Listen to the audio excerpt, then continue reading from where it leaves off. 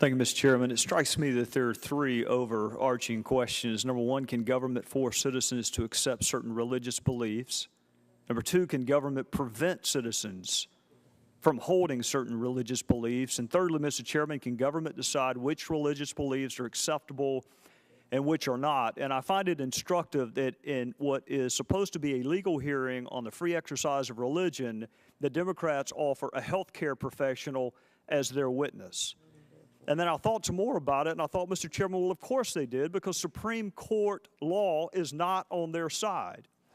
When a state decided to tell a church, you have to pledge allegiance to the flag, the church objected, and the Supreme Court said, you're right, you don't have to. And when a state decided to tell a religious organization, you must display a license tag that has a certain phrase on it, the church objected, and the Supreme Court said, you're right, you don't have to. And when the state exercised what's a pretty compelling interest in having an educated citizenry and said you must send your students to school to a certain age, a religious organization objected, and the Supreme Court said, you're right, you don't have to.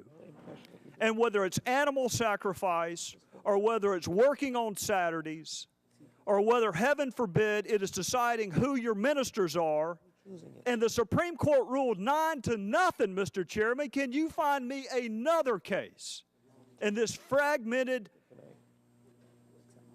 state of jurisprudence that we're in, a 9-0 case, that this administration overstepped its bounds because it tried to tell a church who it can hire, fire, and retain as a minister? This is a legal issue.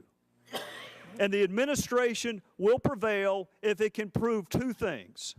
Number one, that there's a compelling state interest in providing free contraceptive care to the contrary of people's religious beliefs. And you sit there and think, well, it is important, just like fighting obesity and stopping smoking and all the other things that I couldn't get Dr. Rosenstock to answer for me. It's important. Is it compelling? Well, how can it be compelling when you grandfather out so many entities and when you have so many exceptions? But just give them that, Mr. Chairman. Give them the compelling interest part for sake of argument. Is it the least restrictive means?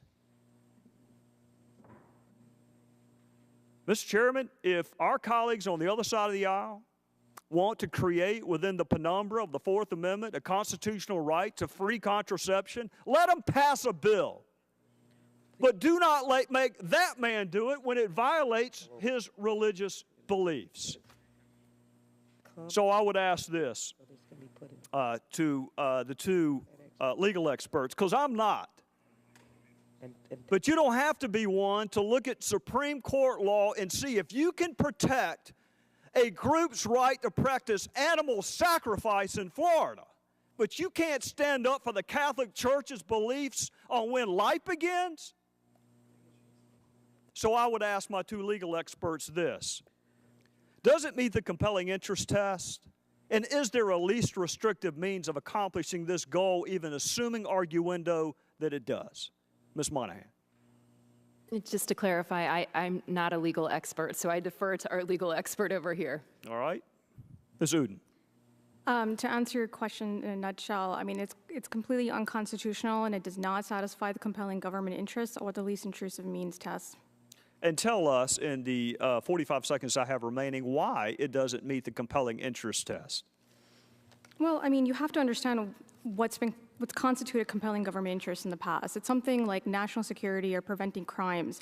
I mean, if you really think about that standard, it's something that's used in the context of the Equal Protection Clause when we determine when racial discrimination is allowed and when it's not. And when that standard is met, racial discrimination is in fact allowed. So if you think about it that way, you understand just how extreme or how strict that standard is. And absolutely, we can say that here, in this situation, the stated government interest is in an increase in the access to contraception. And when applied to religious organizations, that's only a marginal increase in the access to contraception, which absolutely, we can all agree, does not rise to the level of compelling government interest.